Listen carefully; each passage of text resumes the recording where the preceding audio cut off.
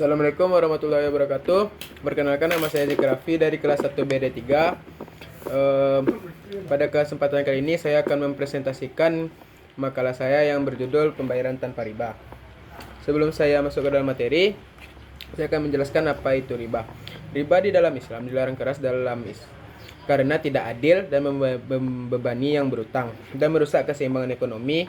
Oleh karena itu, ada solusi supaya yang berutang tidak terkena dampak dari riba.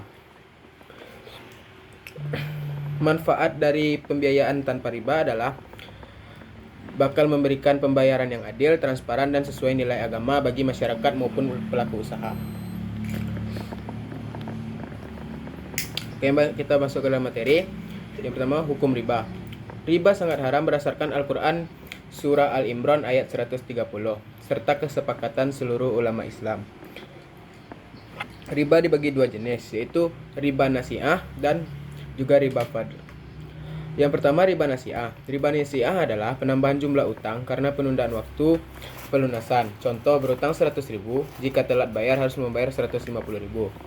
Yang kedua, riba fadl, yang artinya penukaran barang yang sejenis tapi sejumlah tidak sama. Contohnya, menukarkan 1 kilo emas dan 1,5 kilogram emas. Di sini kita masuk ke dalam materi ketiga, yaitu model pembiayaan tanpa riba. Yang pertama ada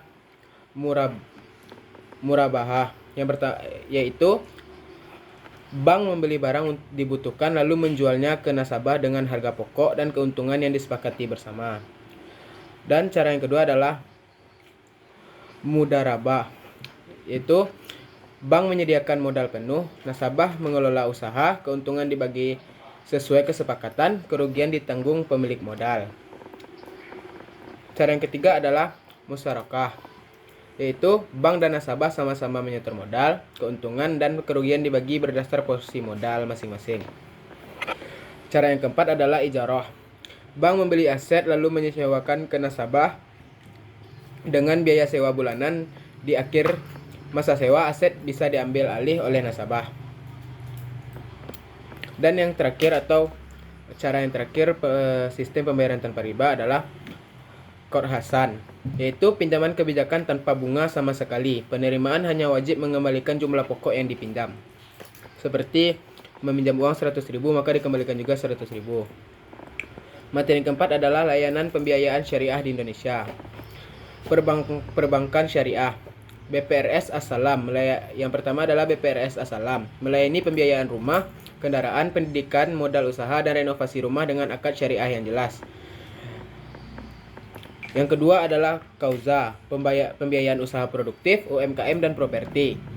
Yang ketiga, Duha Syariah, pembiayaan belanja barang umroh, wisata halal, tanpa denda keterlambatan. Yang keempat, Aman-Naid, yaitu fokus penyertaan modal bagi pelaku UMKM.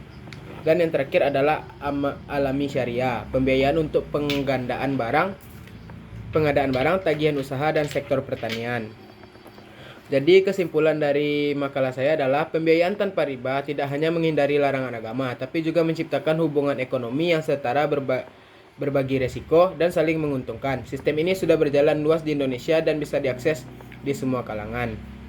Mungkin hanya itu yang bisa saya sampaikan dalam presentasi pada kali ini. Saya Zikrafi. Assalamualaikum warahmatullahi wabarakatuh.